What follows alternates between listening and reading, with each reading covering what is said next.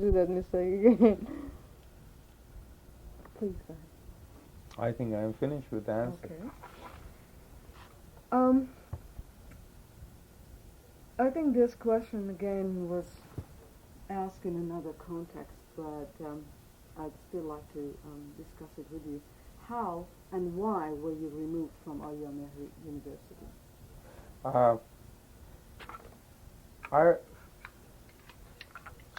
As I told you, the reason for my removal from Aryana University was because the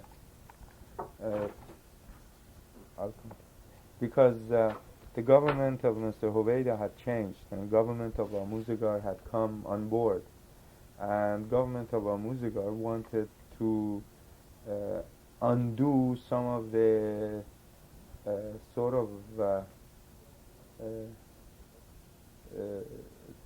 complex situations that had been created at the time of Hoveyda, and one of those complex situations was really with faculty of Aryana University because of the position that Hoveyda had on not increasing the salaries and the sort of, I say, Comité Refa union, student union activities that were going on, and the clash of ideology between me and a number of other faculty members with those in the union, and not having any other course for resolution of the problems, all contributed to the fact that government of Amuzagar decided the best solution is to remove me. And I was glad, really glad of that decision. I mean, you don't know how glad I was.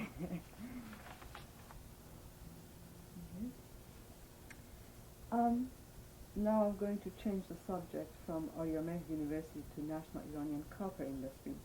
What was your first impression as a new managing director of the National Iranian Copper Industry? Now I'm going to read you some of the categories regarding one, the validity of the concept of a copper industry for Iran. Okay.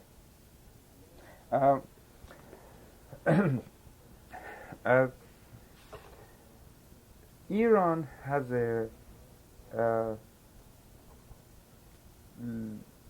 sizable reservoir of copper ore, and wherever there is a resource, a natural resource, the concept is valid.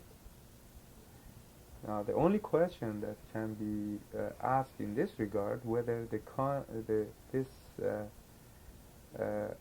valid concept of developing industry in Iran, should it really be done in form of a nationalized industry, or should it be given to private sector?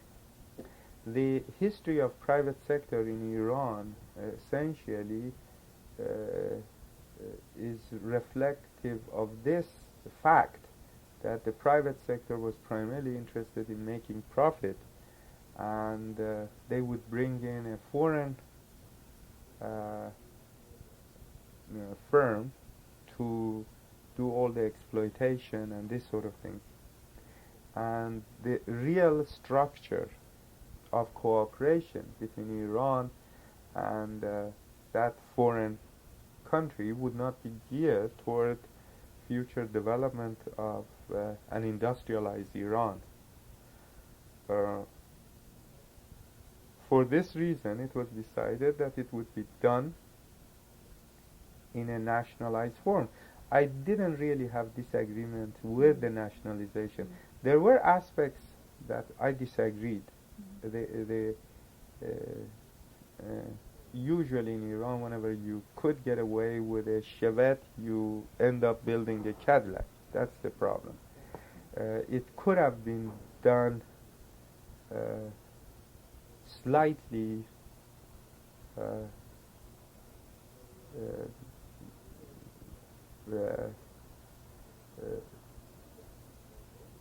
smaller in scale, but that wasn't the plans as initially drawn. Anyway, I think that I can answer you essentially that I agreed with the validity of the concept of a nationalized Iranian copper industry. Okay. Now, what about the competence of the previous managing directors? The managing directors, by and large, were competent people. The only problem that is really here to address is this: who are the Iranians? And I'm not talking about expatriates, but who are the Iranians who are assisting them? At the time that I joined National Iranian Copper Industries, the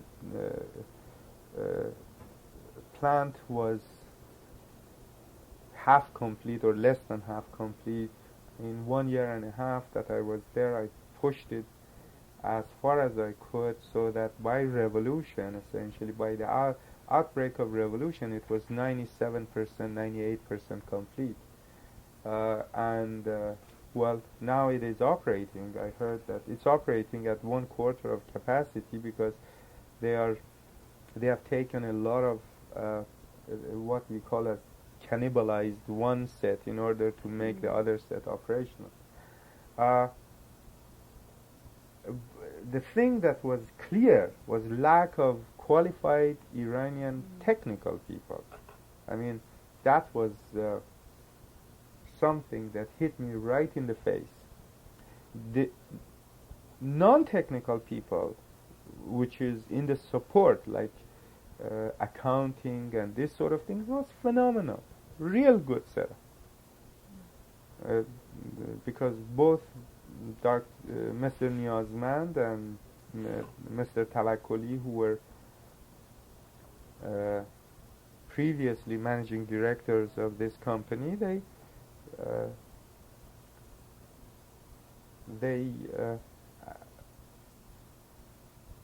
set up a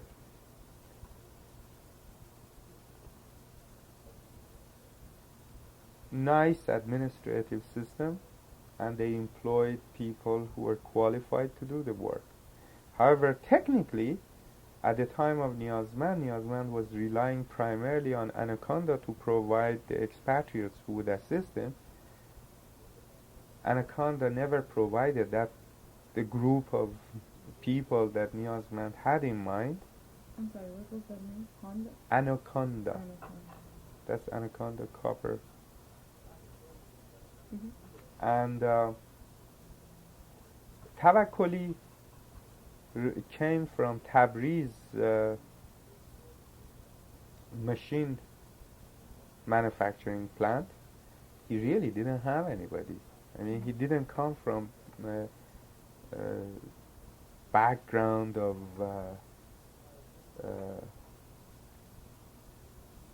responsible bureaucratic operations that he, like National Iranian Oil Company, that he could draw a lot of technical experts from. He essentially came from Tabriz. He brought 2-3 of the people who were working with him at that time. Most of them were not were very eager, but not capable of doing much.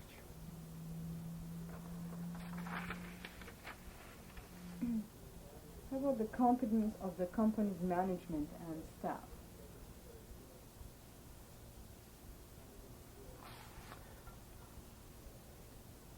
I think altogether it was relatively in the framework of Iran, with the exception of technical expertise. Again,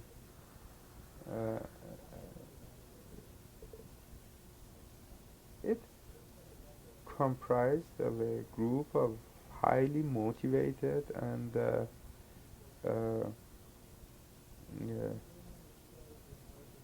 qualified people. I brought in some people also. I tried to build technical, manpower, and both in the operation, engineering, research, and this sort of areas. But those were the areas that were primarily lacking. Otherwise, I think that especially in the accounting of financial matters, in the contractual domain, etc., etc., there were hierarchy of good people there. Whether the foreign contracts and experts took sufficient notice of Iran's national interest?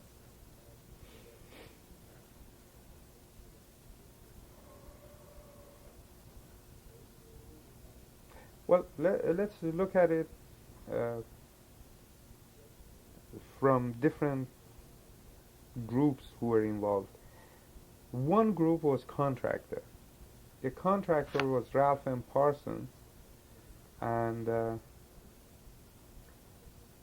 I think they are, second largest construction firm in the United States. They make their money by building plants outside of the United States, and they are in the business of making money and building. National interest of the country is none of their concern. It is the responsibility of the country that deals with them to save their shirt.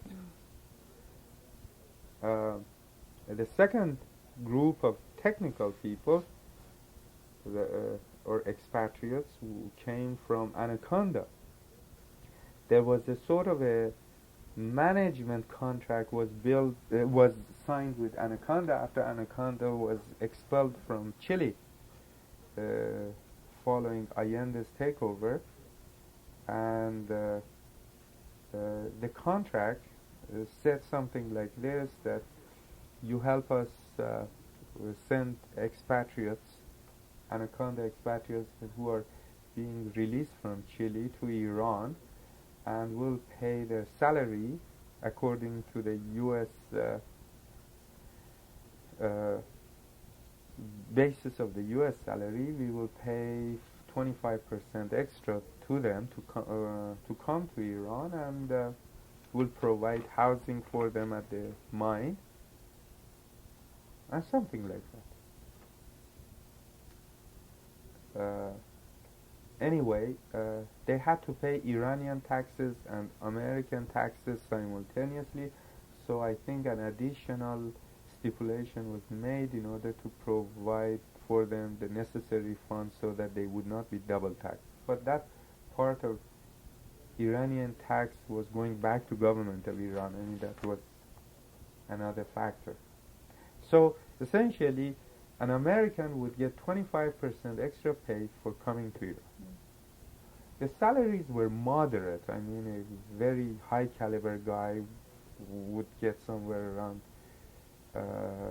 $3,000, $3,500 a month salary. With this includes the 25%, which is really, it was, at that time, it was the type of salaries that you would see here in this country. And also, it was at the same time, it was hard to find an Iranian with the same salary converted with 7 Tuman, I mean 20,000 Tuman salary to go to Sarcheshme between Sirjan and Rafsanjan. It wasn't that easy. Iranians that we ended up hiring were almost being paid the same sort of salaries, but I mean of the same caliber. So it wasn't that the Americans were getting a special treatment. This is just on the side. These people were supposedly the high technical people that would come, and they would be seconded or seconding an Iranian. That means I was supposed to have a head of engineering, and I would bring somebody from Anaconda, and I would put there as head of engineering to work in parallel with this guy, so that after a couple of years that this guy leaves, you would have a head of engineering with some experience of this American. Well, this is what was in the contract. What the previous managements of the copper industry had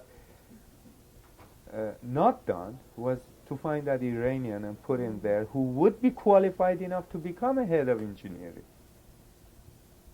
You see what I'm saying? Yes. Therefore, if the American did or did not do his job properly, it would be of no consequence because uh, the Iranian wasn't there to absorb it. And that was the part I am saying. I tried to restructure it. I tried to minimize the number of expatriates and try to get the key Iranian positions filled up. The only part that was really operating properly was the mine, which had an Iranian in charge of it. And there were some expatriates, but the expatriates were working under the Iranian. I reorganized everything because the organizations that they had drawn was awful. You mean The foreigners, I mean the expatriates. But expatriates, American expatriates. American expatriates primarily. Then we, because it was getting expensive getting people from Anaconda. I think previous administration, which was at the time of Mr. Tawakkoli, they decided to go to South Africa and hire in the free market people and bring to Iran. To South Africans, the same guy with $3,000, $4,000 salary would be hired from South Africa with $1,000 to $2,000 salary. In fact, we had a number of expatriates from South Africa who were hired with $700 salary. It wasn't such a high, which we wouldn't find even a jushgar Irani to be able to, a welder to be able to place at the same position. But anyway, after the revolution, all those people left. By and large, I would say, to respond to your question, I would say that whatever, it wasn't the doing of the expatriates if we did not get enough from them, it was because of our inaction. When you say our inaction, do you mean that it was not organizationally planned well by the... It was organizationally planned well, but it was never implemented well. I mean, you had in the plan the fact that you would second this person, expatriate would second an Iranian. Iranian wasn't there and he was operating, or they gave the guy who was supposed to be the head of engineering, an Iranian who was so feeble and who was really not qualified, so that this guy really became Pado of the America. And what I did, I tried to change that, sort of structure the personnel so that and then I demanded that they were supposed to conduct, Anaconda was supposed to conduct training programs to train the operators and this sort of thing. And I sent 100 people to Anaconda. I sent I sent about 100 people, 100 operators. I selected from Kerman area who had some technical background and diploma, etc. And I sent them to America. I sent them to South Africa for training. South Africa was extremely cooperative at that time. I think Iran was one of the only countries that smiled to them, so they were willing to do anything. And whenever we asked, we had a request from South African government, they were more than happy to accommodate. So do you mean that the structure was there, except that the Iranians didn't know how to use it? And No, they were so busy, probably the previous managing directors were so busy that this was not on top of their priority, or you can also consider this fact that it was very hard at that time to find, especially this is 1974, 75, to find qualified technical people in Iran who would really assume responsibilities that the physical plant wasn't there. Remember, Iran didn't have many engineers.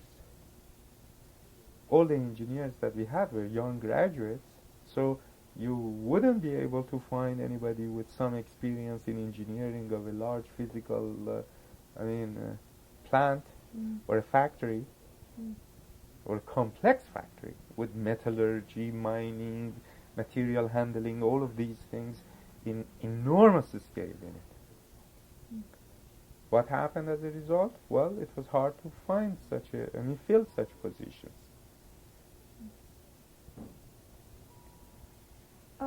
On the whole, were these foreign contracts necessary and beneficial for Iran? Uh, mm, the, the the foreign contracts that you're referring to, the construction contracts, they are the only people who can do the job. I mean, when you look at construction of a plant, Iran didn't have at that time even enough contractors to do civil work, and for much of civil work in Iran they had to bring in contractors from abroad. However, I would say that with hindsight, I could have done it differently, in the sense that I could have done a lot of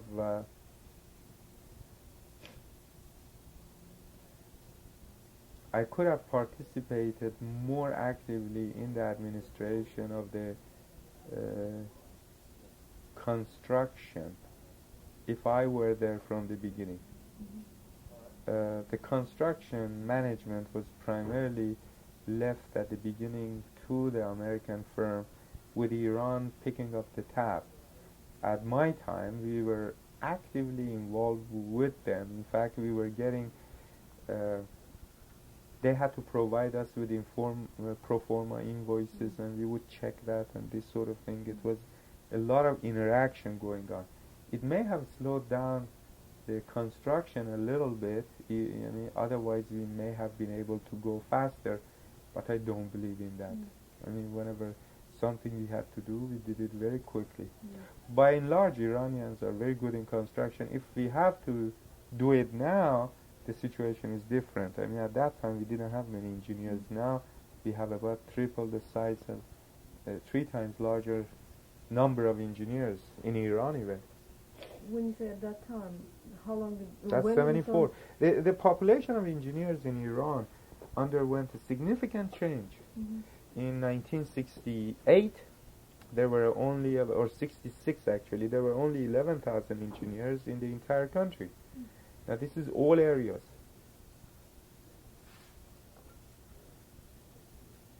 If the revolution had not taken place, and all the engineers that we had generated would remain in the country with the same pace, we would have close to 70 to 100,000 engineers now. But even in 1974, it had increased to around 20,000 or something like that. The engineers were not that many. The influx of engineers really started around 74.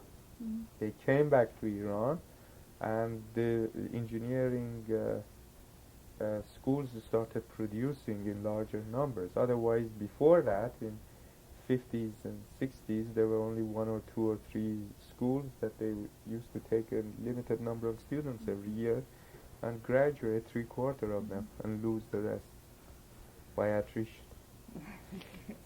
Okay.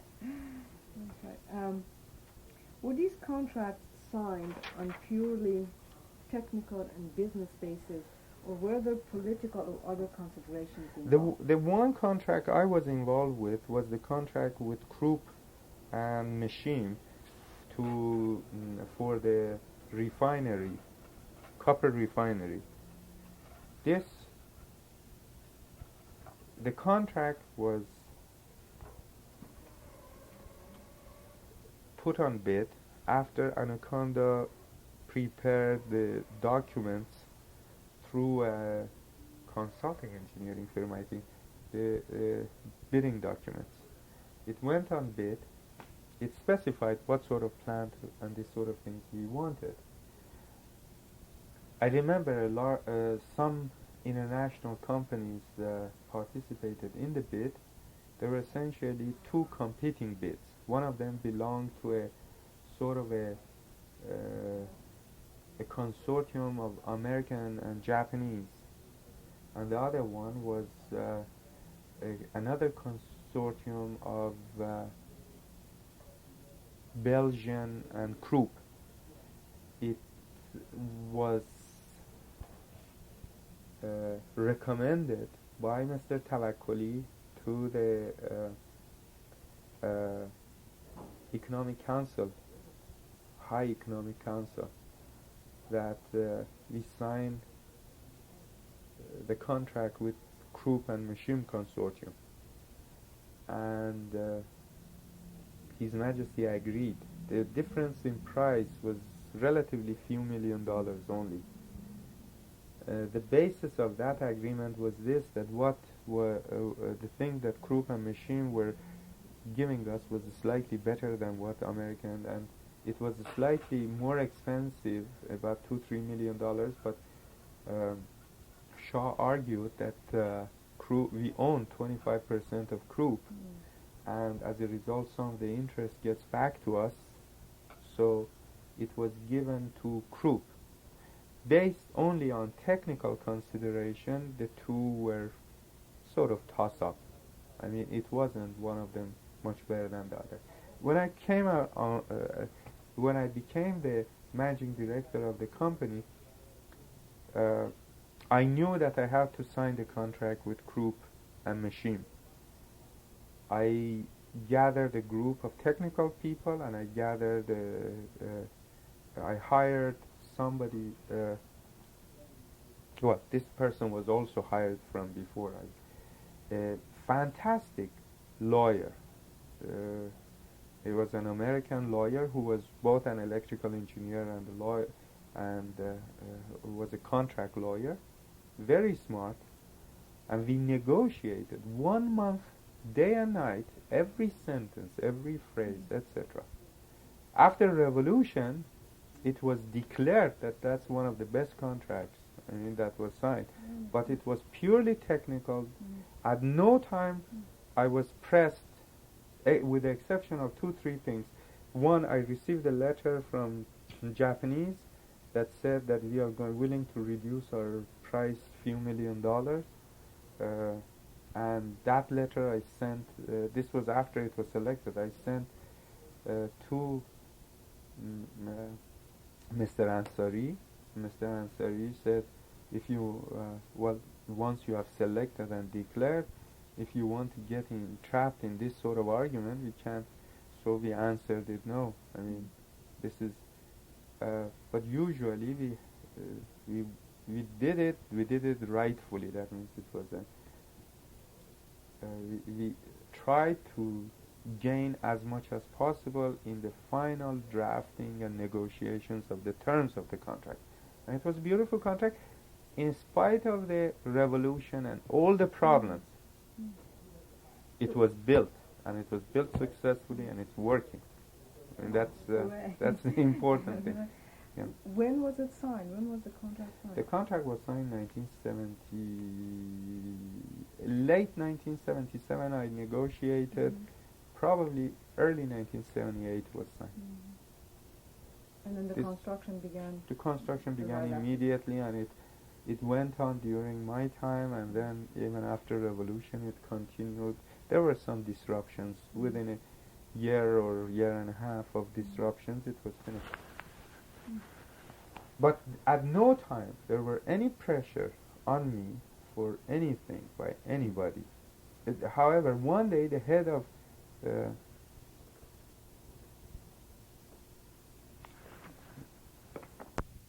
the director of Machine came to my office and asked me that somebody had approached him and wanted kickback of some form for the role in negotiation.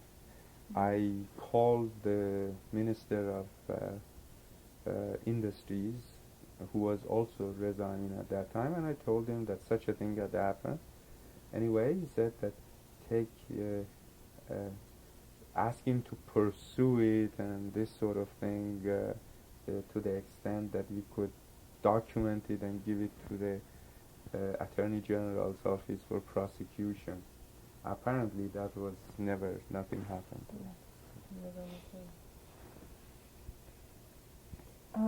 What role did the Shah play in decisions relating to the copper company?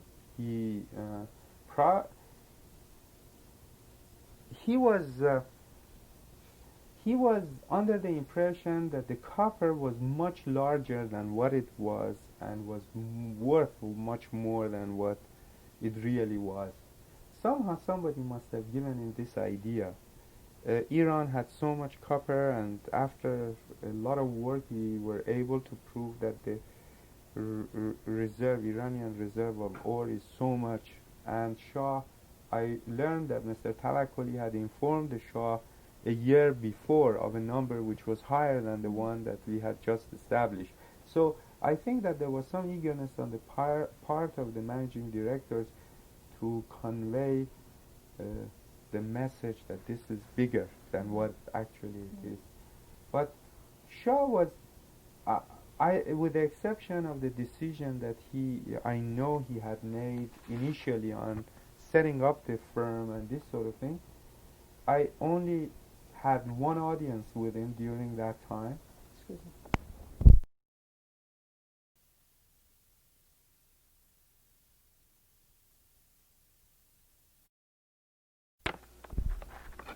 I only had one audience with him during that time, that I told him about the progress of copper industries, and also I told him of the molybdenum.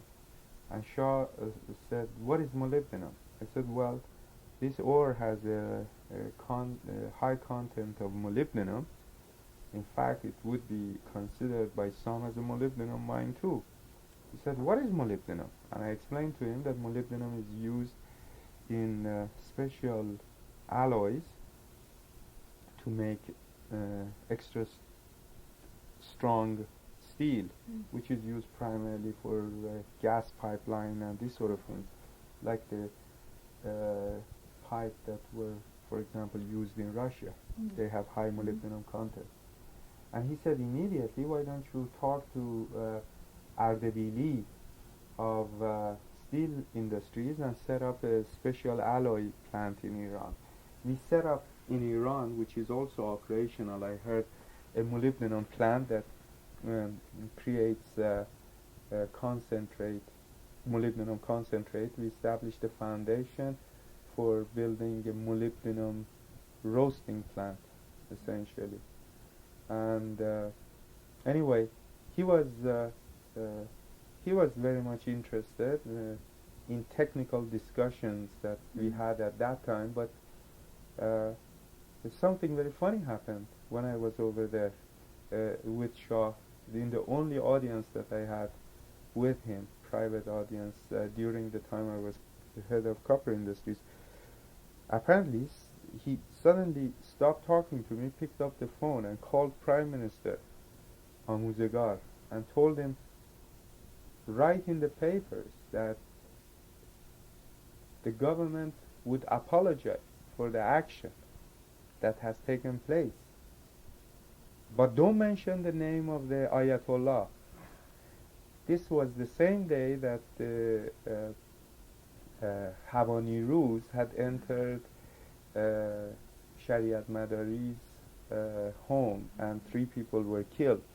So the government of Amuzegar officially apologized in that incident, and I know that this was something else was on his mind apparently, because he suddenly stopped talking to me and picked up the phone and called Amuzegar and told him, tell him to say in the papers and the television that the government apologizes, but don't mention the name of Ayatollah.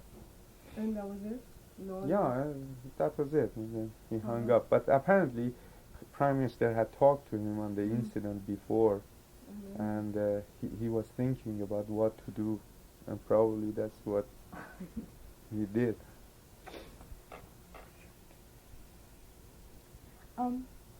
He was very much interested in that time to know when are we going to finish, how we are going to do it, what are the downstream activities, and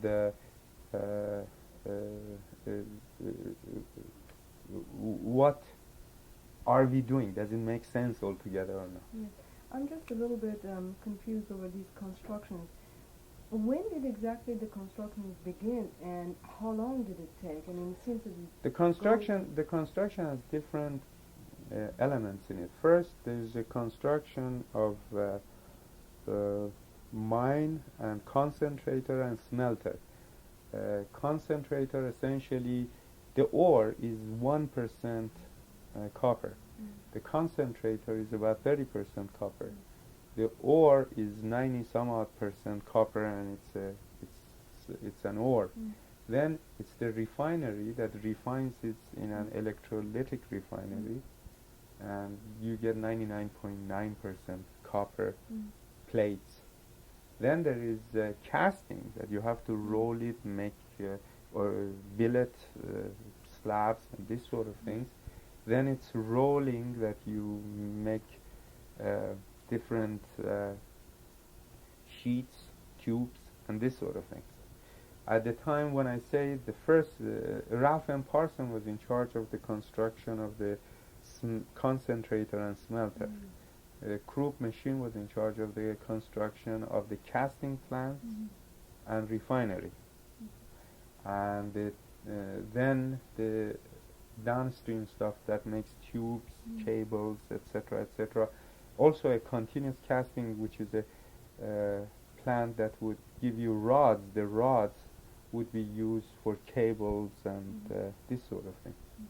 So we were going through stages. Yeah, this is industries, the plural aspect. Yes. Yeah. That's why I was a bit confused. Well, actually, this question is very much related to the one I just asked you before. Did you have regular audiences with the Shah as managing director? One only, and I described it to you.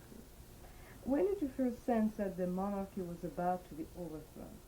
Or did you have a sense of I think that I really didn't. I was so involved with my work that I didn't really think that the monarchy was about to be overthrown until the days of revolution. So.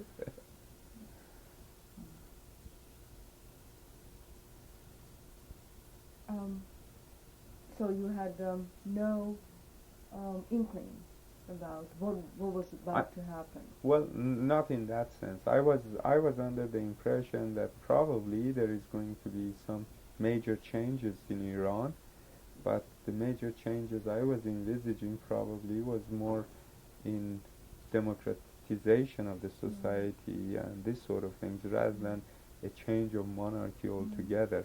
I think that by the time Shah, the Bakhtiyar was in power, one was sensing that something was going to go wrong. But And Khomeini had returned to Iran and this sort of thing. I think the real... I had seen a lot of demonstrations when I was a kid, because our house was close to Serai Jale, and I right in that area when during the time of Mossadegh. I wasn't under the impression that monarchy was going to collapse so easily. did you have a sense that the Shah was firmly in control? No, I think that I wasn't under the impression that Shah was firmly in control, but I had more trust in the entire structure of the Iranian regime. I never thought that even if Shah wasn't entirely in control, it would make that much of a difference. No, I was the audience I had. The last time I saw Shah was long ago. About a year before revolution or something close to that, 8 months, whenever that. It's a famous day. It must be in the spring of 1978, I think. 77. The spring of 1977. Late spring. Yeah. And I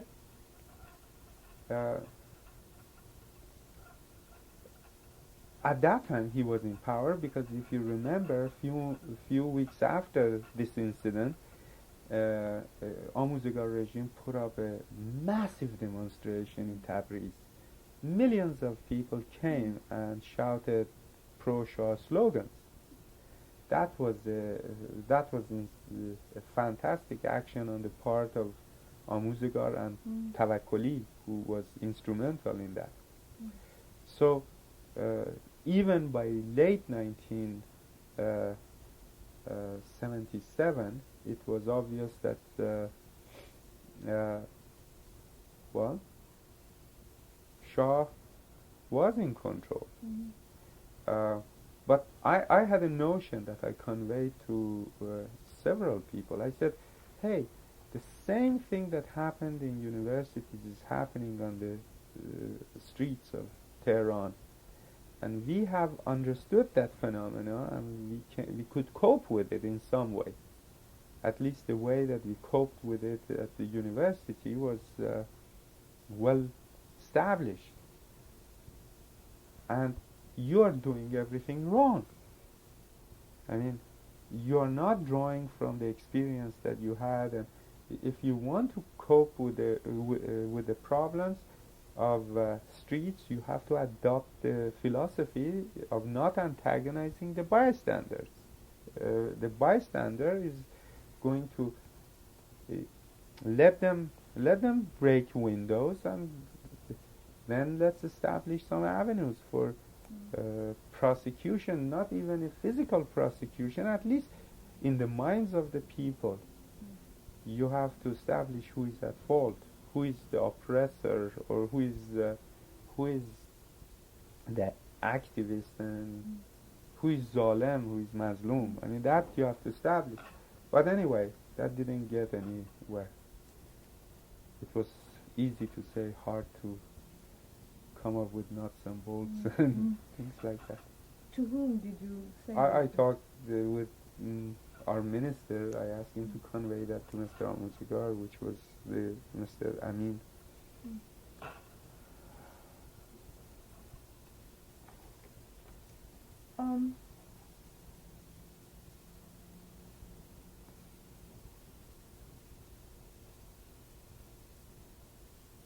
What, if anything, did you and your friends try to do to prevent the collapse of the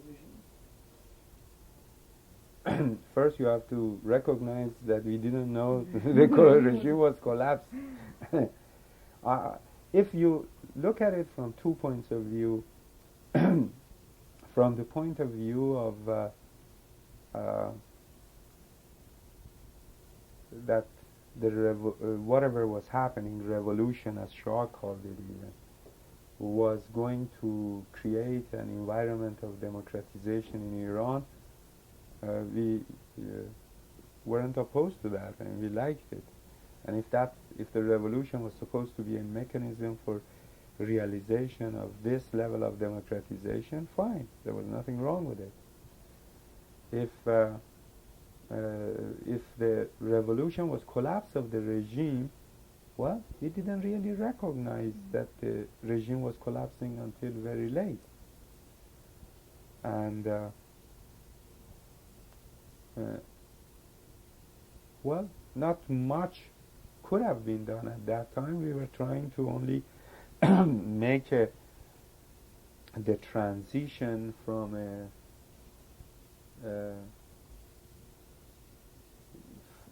transition smoothly. I mean, that's I think what concerned most people. And the transition was really, I was primarily concerned about the lives and safety of so many expatriates that we had, and not only regular expatriates from, say, South Africa or America. One of them, an American, was killed in Kerman during the revolution, who was an agent of the construction firm for local purchases in Kerman. He was murdered by the revolutionaries. His throat was cut by glass, rubbing against the glass. He was one of the 2 Americans who died in revolution in Iran. I was concerned about their safety. I had lots of Koreans. The Koreans were strong workers. They were electrical workers that were not that many of them around in Iran, who were working on the control equipment, and I had to get them out. And you had to settle their account and do this and etc. and get them out, and this was not easy. the problem is to pass.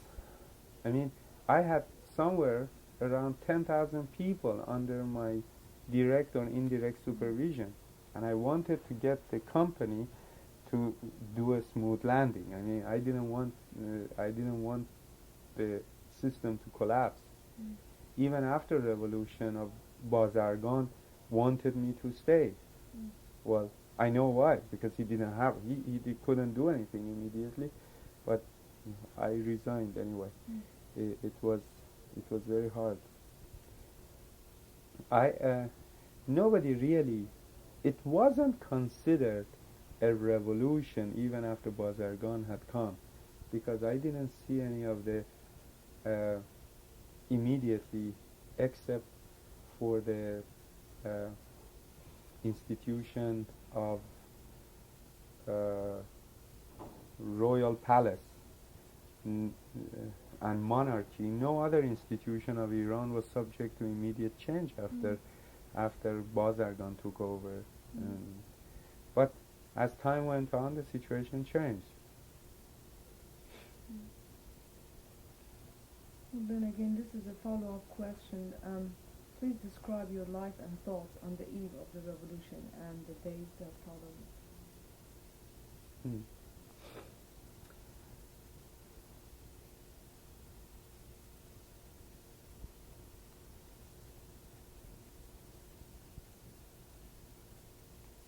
I know when Shah went from Iran, and I saw the tremendous happiness that was demonstrated in Iran, and some of them not so pleasantly by somebody. I think he had exposed his bottom or something like that as the demonstration of his exuberance. Anyway, I was sad. I was really sad. In fact, when I came back to my office, I was going to visit the minister. When I came back to my office, somebody had removed the picture of Shah from the wall, and the traces, and it was done by, they didn't want, now that Shah is gone, anybody come and break anything, so they just, as a preventive measure, moved all the pictures of Shah away from. And when I looked at that, I was, I remember tears came to my eyes. I mean, why, I don't know, but then when the revolution took place, I remember I went to, first of all, I'm talking about Sunday. I stayed home. I remember that day I stayed home. Although Saturday I went to office. On Sunday I stayed home, and I was getting all those news of collapsing one after another these institutions, military complexes, and this sort of thing.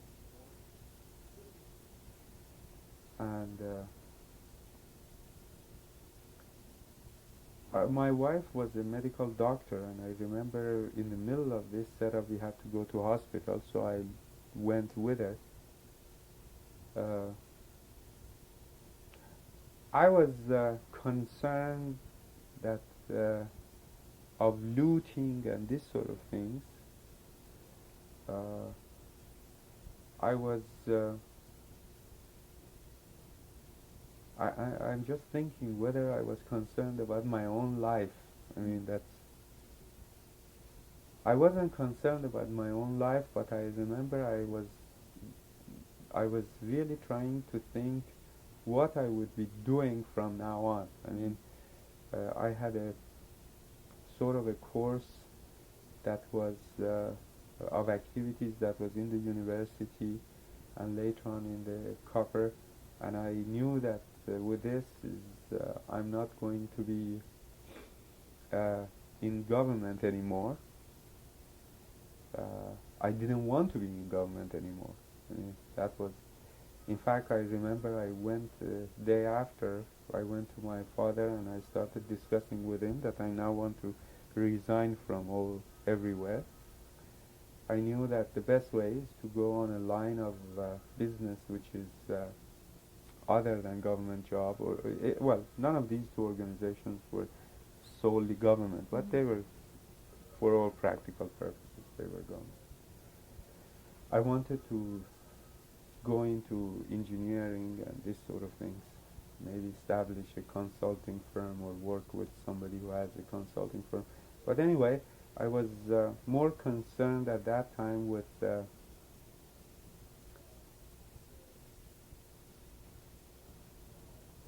I wasn't too concerned about what is going to happen to me. I was looking at the stuff and I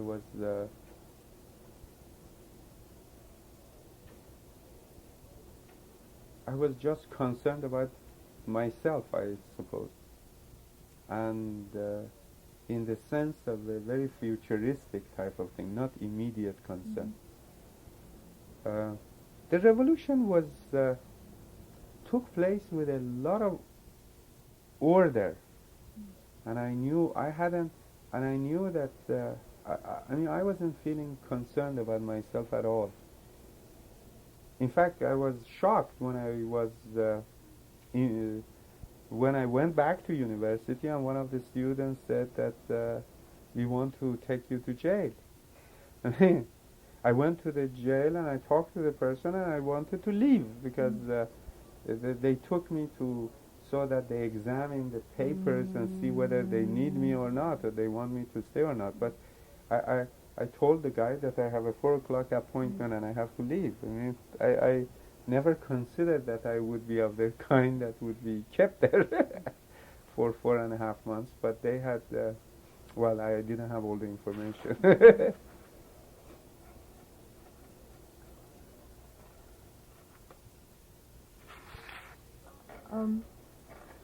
The next question has to do with the period that you were in jail. If you would like, this is, please describe the circumstances under which you were arrested and imprisoned. I went to university. One of the students came to me. Probably he was intrigued by one of the faculty members from that union I was talking about, and very politely asked me to follow him. I went to the guard building, the university guard building. He had a machine gun with him, but it was under his, many students were carrying machine gun at that time, because they, I mean, all these machine guns were released and many of these students participated in the orgy.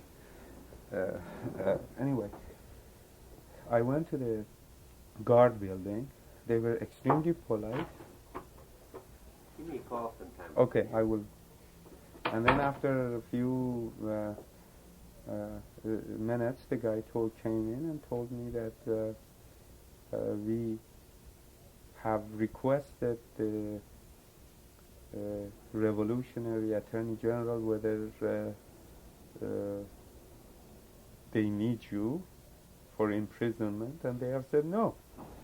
So we have sent all the classified files of the university in which your signature appears to them for decision. I said okay, and anyway, apparently the answer never came. After a while he came and said that we have to take you there because the answer never came. So they took me there, and over the I went to Zindan Qasr, and there was I went to a they took me very politely, but the cars that these committee members had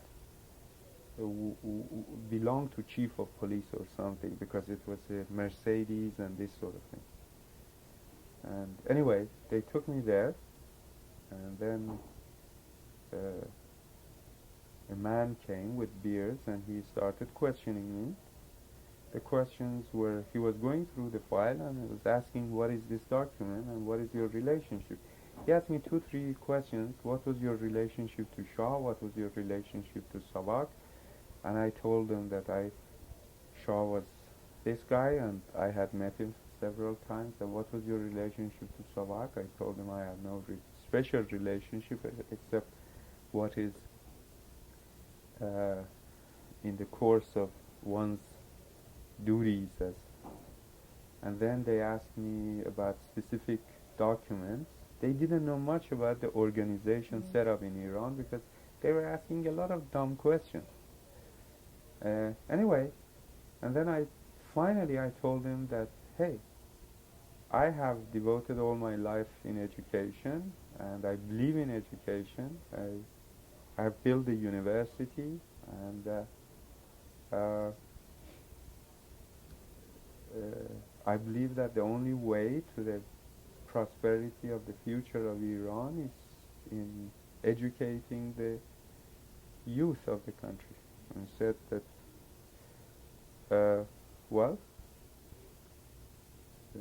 you're a reformist and we are a revolutionaries, and our two paths are different. Said, agreed. That's Anyway, I later told him that I have to go because I have an appointment at 4 o'clock, and you asked me these questions and I answered you. The intention was never, and you cannot keep me here because you have declared on the newspapers and radios that nobody, if there is no complaint, you cannot arrest anybody. He said that, he turned around and asked the guy, is there any complaint? He said, no.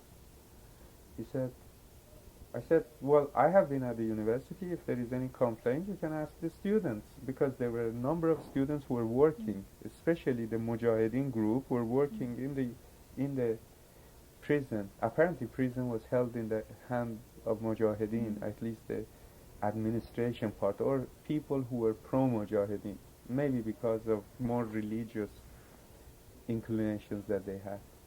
But there were a lot of students. So he went and gathered all the students of Aryamir University who were working inside Qasr, and they were 10, 12 of them came inside the room. Said, does anybody have a complaint against this gentleman? Very polite. And the guy, nobody uttered a word. One of them came forward, said that when I was when you were in university, one day you called me and you said that go see Savak, and because they want you, and when you get out, call me immediately. That was true, because I didn't want Savak to interfere as much as possible. So I told him that whatever you want to do to my students, which is official based on your authority you have to do it through me. I mean, so they called one day. They said, we need to talk to this boy. I said, if you're going to arrest him, I'm not going to stay behind this desk. I'm going to go home. He said, no, we are not going to arrest him. Just want to talk to him. So I called the guy. Said, go over there, talk to them when you come back. I said, what else did I tell you? He said, you said that if you don't come out by 11 o'clock, you don't call me by 11 o'clock, I will go home and I will not return to this. So that sort of even strengthened my position in front of the guy. The guy said, okay, we are going to ask Haj Agha whether we can release you or not.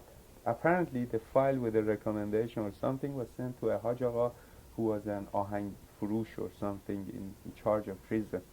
Haj Agha looked at the file, says that, what is this Niyabat Tawliyat Uzma? The guy came back and said, what is Niyabat Tawliyat Uzma? And I said, well, Niyabat Tawliyat Uzma means, well, the English translation of that is Vice Chancellor or something like that. And that is what they call the Chancellor of the University.